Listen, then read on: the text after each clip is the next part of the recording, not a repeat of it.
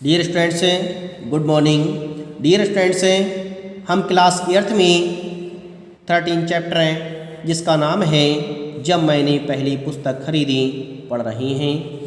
यह चैप्टर हिंदी के श्रेष्ठ लेखक डॉक्टर धर्मवीर भारती द्वारा लिखित है।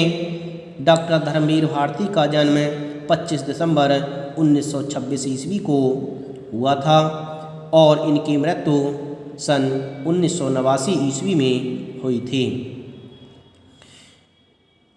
डॉक्टर धर्मवीर भारती हिंदी के श्रेष्ठ कवि भी माने जाते हैं। इन्होंने उपन्यास, कहानी एवं निबंधों को लिख करके हिंदी जगत में अपना नाम स्वर्ण अक्षरों में लिख लिया है। ऐसे हिंदी के श्रेष्ठ कवि ने अपनी आत्मकथा के लिए, अपनी जीवन में होने वाली घटनाओं के लिए इस चैप्टर में वर्णित किया है, जिसे आप ध्यान से सुने। लेखक कहता है कि लाइब्रेरी खुलते ही पहुंच जाता और जब लाइब्रेरियन शुक्ल जी कहते कि बच्चा अब उठो, पुस्तकालय बंद करना है, तब बड़ी अनिच्छा से उठता। कवि कहता है कि लाइब्रेरी खुलते ही मैं वहाँ पर पहुँच जाता था और वहाँ पर पहुँच करके किताबों के लिए पढ़ता था, और जब लाइब्रेरी खुलती थी तभी पहुँच जाता, और लाइब्रेरी जब बंद होने को होती थी तभी मैं उठता था, क्योंकि लाइब्रेरियन जो लाइव को देखते थे वह मुझसे कहते थे कि अब मैं लाइब्रेरी को बंद करूँगा। ये सुनकर के मैं अनिच्छा से, अर्थात वहाँ से उठने की मेरी इच्छा नहीं होती से, मैं बेमन से वहाँ उठता था और घर की ओर चल देता था। जिस दिन कोई उपन्यास अधूरा छूट जाता उस दिन मन में कसक होती कि काश इतने पैसे होते कि सदस्य बनकर किताब इशू करा लेता।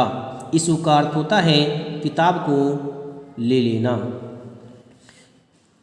कवि कहता है कि उस दिन मन में कसक रह जाती थी, यदि मैं उपन्यास को पढ़ रहा हूँ और लाइब्रेरी बंद होने का समय हो जाता था और उपन्यास यदि अधूरा रह जाता था तो बहुत ही बुरा लगता था, और मैं इस बात से विचार करता था कि अगर मेरे पास पैसे होते तो मैं इस किताब को घर ले जाता, या काश इस किताब को खरीद ही लेता तो घर में रखता।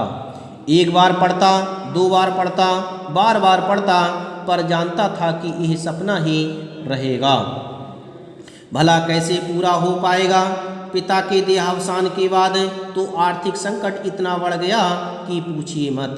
कवि कहता है कि यह मुझे सपना सा लग रहा था, क्योंकि पिता के देहांत हो जाने पर आर्थिक संकट पूरी तरह से बढ़ चुका था। फिर भी मैंने जीवन की पहली साहित्यिक पुस्तक अपने पैसे से कैसे खरीदी, ये आज तक मुझे याद है। उस साल मैंने इंटरमीडिएट पास किया था। पुरानी पाठ्य पुस्तकें बेचकर बीए की पाठ्य पुस्तकें लेने सेकंड हैंड बुक शॉप पर गया था। उस बार जाने कैसे पाठ्य पुस्तकें खरीद कर भी 2 रुपये बच गए थे। सामने के सिनेमा घर में देवदास लगी थी। न्यू थिएटर्स वाला बहुत चर्चा थी उसकी, लेकिन मेरी माँ को सिनेमा देखना बिल्कुल नापसंद था। उसी से बच्चे बिगड़ते हैं, लेकिन उसके गाने सिनेमा घर के बाहर बजते थे।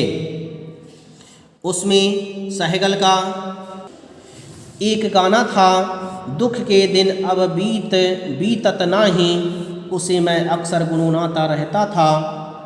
कभी कभी गुनगुनाते हुए आँखों में आंसू भी